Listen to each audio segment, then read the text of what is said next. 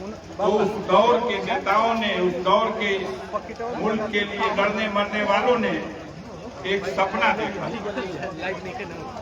और उनका सपना था कि आजाद भारत में जहाँ के हर नागरिक को इंसाफ मिलेगा, उनका हक मिलेगा।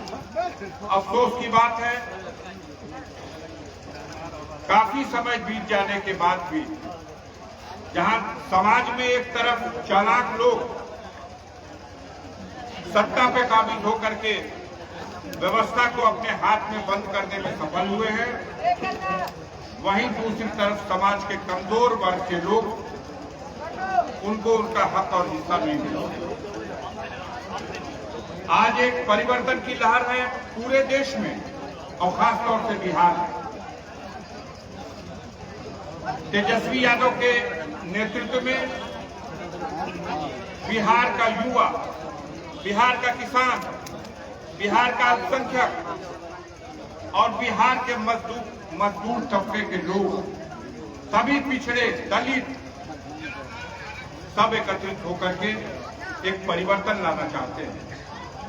अपने भविष्य के लिए, अपने बच्चों के भविष्य के लिए परिवर्तन के इस सपने को पूरा करने में इस सारीपुर गांव की ये महान धरती पे, जहां मैं पहली बार अभी आपके बीच में आया हूं, बड़े ही गर्मजोशी के साथ आप सब ने हमारा यहां आने के बाद इस्तकबाल किया, फूलों की मालाएं सौंपी। मैं एक शेर के साथ इस सरजमीन की अजमत को सलाम करना चाहता हूं कि यहाँ के फूल में,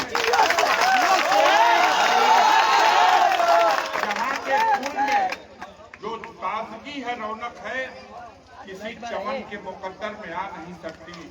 और ये सरजमी है बहादुर वतन परस्तों की, यहाँ की खाक को हर खाक पा नहीं सकती।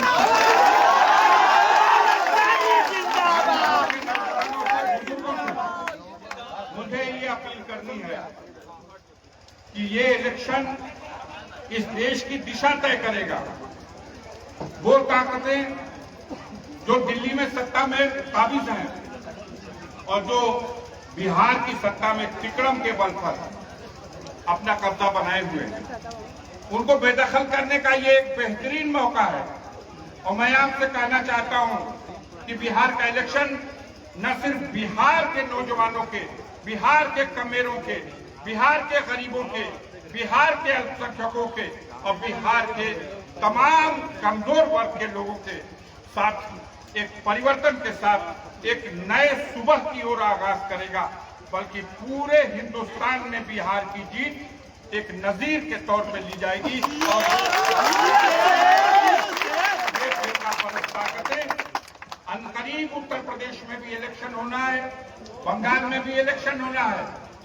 बिहार के इस इलेक्शन के फैसले से इसका फैसला दोनों तरफ पड़ेगा, बंगाल पे भी और उत्तर प्रदेश में।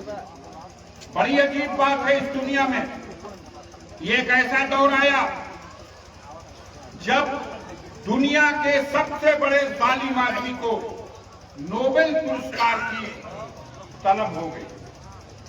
मेरी निगाह में, मेरे ख्याल से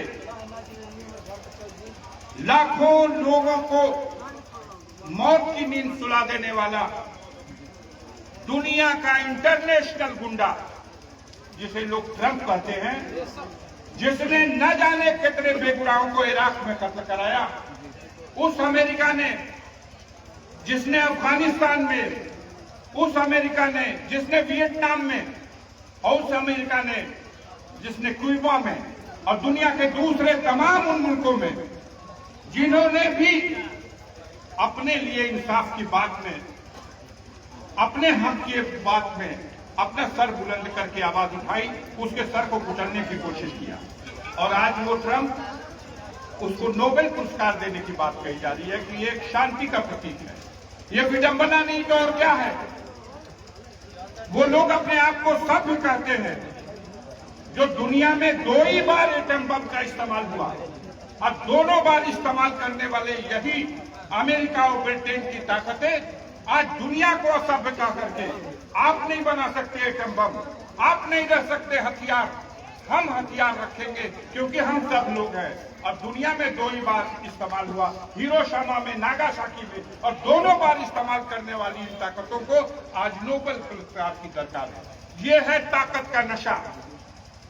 आपके साथ जिस तरह से इस मुल्क में, उसी तरह से दुनिया के दूसरे मुल्कों में जिस तरह से यतीमों पर, मजबूर लोगों पर, कमजोर लोगों पर, उनके वतन में घुस करके उनको मारा जा रहा है, उन्हें अपमानित किया जा रहा है। गाजा में जो हो रहा है, 78,00,000 लोग कत्ल कर दिए गए, 1.5 लाख से ज्यादा मासूम बच्चे और औरतें घायल हैं, और एक आदमी भी इजराइल के उस जालिम इंसान को, उसके खिलाफ ट्रंप के डर की वजह से खड़ा होकर के उसका मुकाबला करने को तैयार है।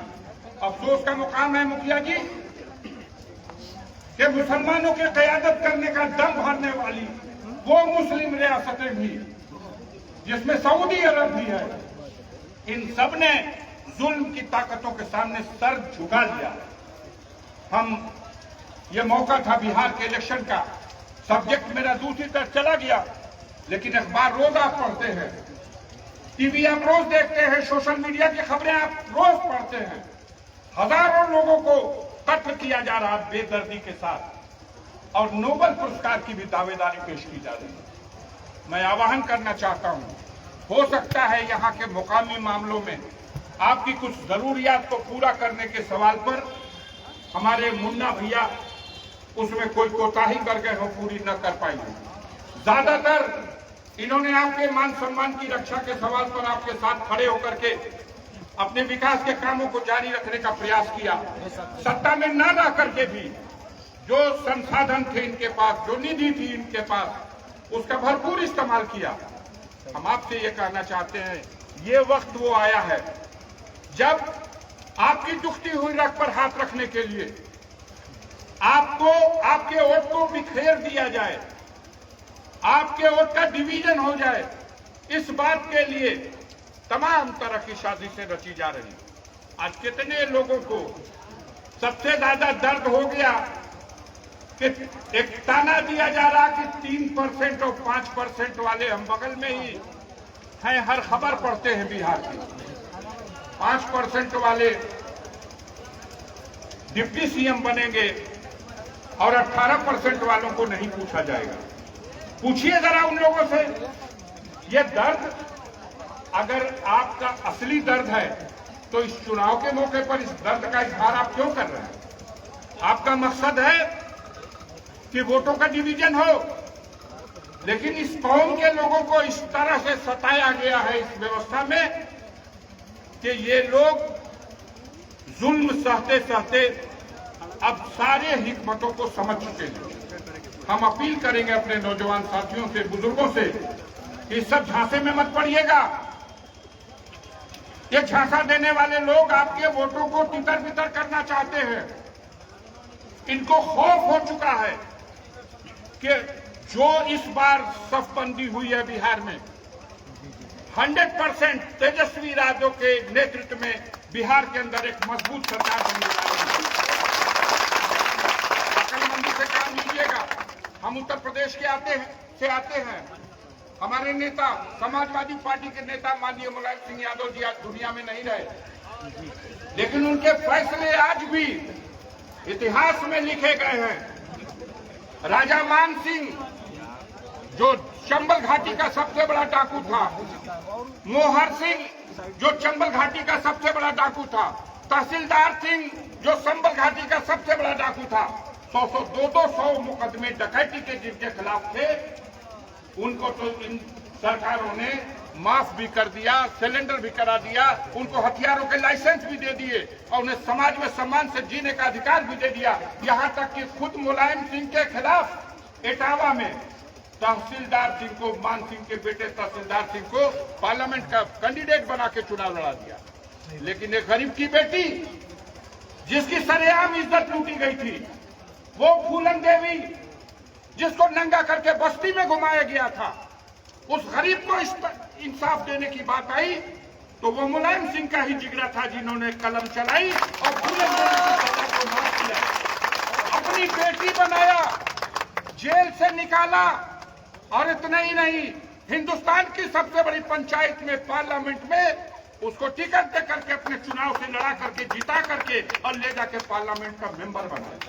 गरीब बेटी के साथ इंसाफ करने का अगर कोई जज्बा रखता है तो वो माननीय मुलायम सिंह यादव थे। आज वो दुनिया में नहीं है। उनके सुपुत्र माननीय अखिलेश यादव जी उस कारवां को, उस झंडे को, उनके हौसले को लेकर के आगे बढ़ रहे हैं। उनके अधूरे कामों को पूरा करने का संकल्प लेके आगे बढ़ रहे हैं। हम लोग उसी दस्ते के एक अदना सा सिपाही हैं। मैं आपके बगल का ही रहने वाला हूं। हमारे हालात के बारे में आपको सब पता है। हमारे पूर्वजों ने इस मुल्क की आजादी की लड़ाई में कुर्बानियां दी। 12 लोग हैं हमारे परिवार के जो जेल गए, यातनाएं सही, कोड़े खाए और कुर्बान हुए। मुल्क आजाद हुआ और आज इस मुल्क में हमें कहा जाता है कि आप इस मुल्क के वफादार हो कि नहीं। ये सवाल आज के ऐसे लोगों से जिन लोगों ने मुल्क को आजाद कराने के लिए कुर्बानियां दी। हमारे परिवार में ब्रिगेडियर उस्मान साहब ने जन्म लिया, जिन्होंने पाकिस्तान के जबड़े से कश्मीर को छीन करके हिंदुस्तान का ब्रिगेडियर उस्मान के परिजनों से अगर आप सवाल करते हो, अगर हुकूमत में बैठे हुए लोगों को नशा है कि ये बहुत बड़े राष्ट्रभक्त है, तो मैं आपके बीच में बताना चाहता हूं साथियों, जब इस मुल्क में एक कलेक्टर की तनख्वाह 40 रुपए थी, तब इनका सबसे बड़ा लीडर जिसे वीर सावरकर कहा जाता है, उस कायर सावरकर ने 60 रुपया महीना पेंशन के ऊपर अंग्रेजों से समझौता किया था और उनकी मुखबिरी किया करता था। कभी भी देश के लिए उंगली की एक कोर नहीं कटाया जिसने। आज वो हुकूमत पर कब्जा करके बैठे हैं, जिनकी साजिशों का परिणाम था कि भगत सिंह को फांसी के फंदे पर लटका दिया गया। आज वो सत्ता के ऊपर काबिज है, भारत के संविधान को बदलना चाहते हैं, भारत के लोकतंत्र से खिलवाड़ कर रहे हैं और भारत के जो गंगा जमुनी तहजीब है उसको मिट्टी में मिला रहे हैं। लगातार भाई को भाई से लड़ाने के लिए धर्म के नाम पर नफरत परोसी जा रही है।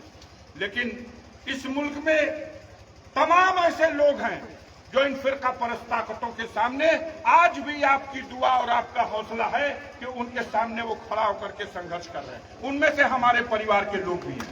मेरा छोटा भाई जो वाकया 2 साल पहले, 1 साल पहले हुआ, मैं उसे दोहराऊंगा, बड़ा लंबा हो जाएगा।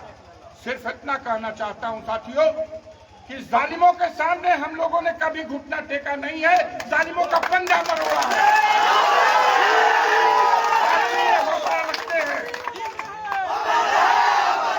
आज भी ये हौसला रखते हैं। एक दरोगा कोतवाल किसी के ऊपर ठीक से मिजाज बना ले तो लोग गांव छोड़ देते हैं। कभी तसव्वुर में सोचिएगा कि आपकी दुआओं में कितनी ताकत है कि दिल्ली और लखनऊ की दोनों हुकूमतें लगातार लगी हुई हैं, लेकिन उसके बाद भी वो कुछ नहीं बिगाड़ पा रहे हैं।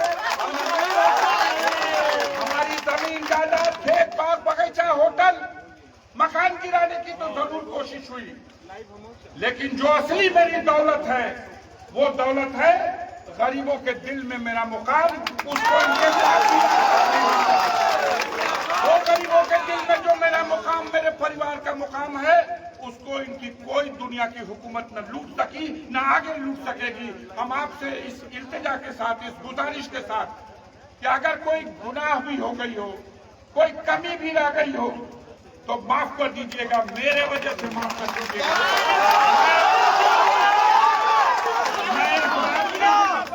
मैं इस बात की जमानत लेता हूं आपके बीच में, पूरे गांव के नौजवानों, बुजुर्गों, मैं इस बात की जमानत लेता हूं कि मुन्ना भाई आगे ऐसी कोई गलती नहीं करेंगे जिसके वजह से इस मुल्क में, इस गांव में किसी का कोई नुकसान हो। मुन्ना तिवारी जिंदाबाद, मुन्ना तिवारी जिंदाबाद,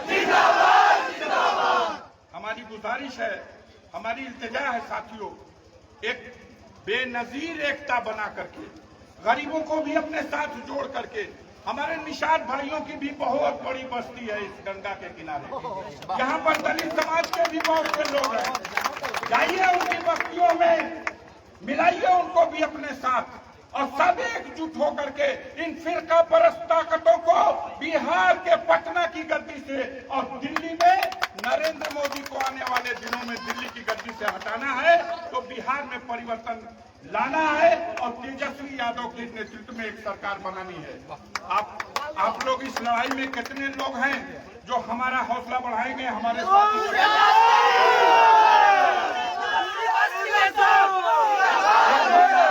एक मैं नारा दे रहा हूँ, अब की बार तेजस्वी सरकार, अब की बार बहुत शुक्रिया साथियों। वक्त की कमी है और मौसम खराब है। हम आपके हौसले को सलाम करते हैं। इस गांव की तरफ से पिछले साल के मुकाबले और ज्यादा वोटों से ये गांव मुन्ना भैया को जिताएगा। और क्षेत्र में भी जहां जहां आपके असर हैं वहां जाकर के मुन्ना भैया को वोट दिलाने की कोशिश करेगा। मैं आपकी तरफ से ये माला मुन्ना भैया के गले में आज ही डाल देगा। इसकी लाज रखिएगा। इन्हीं बातों के साथ एक शेर और सुना करके अपनी बात को खत्म करना चाहता हूँ। ये इस्तकबाल सर कबूल करिए, क्योंकि आप हम लोग के बस्ती में पहली बार आई, हम लोग की खुशनसीबी है और पूरी बस्ती आज गठबंधन के साथ है। आप लोग है ना? बहुत बहुत शुक्रिया अपने नौजवानों का, अपने बुजुर्गों का। अब्बास भैया के डिमांड है बेटा, लेकिन दुआ करिए, वक्त आएगा तो अब्बास भी गांव में आएंगे। हम लोग यही चाहेंगे, हम लोग बात सुनिए आप लोग, हम लोग यही चाहेंगे कि हैट्रिक मुन्ना तिवारी जी को विजयी बनाए और इसी मंच पे अब्बास अंसारी साहब से आप लोग साथ देंगे ना?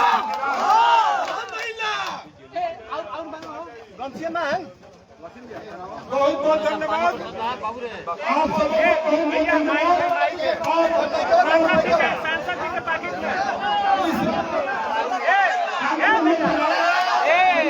अरे आगे से ले लेंगे, आगे से लो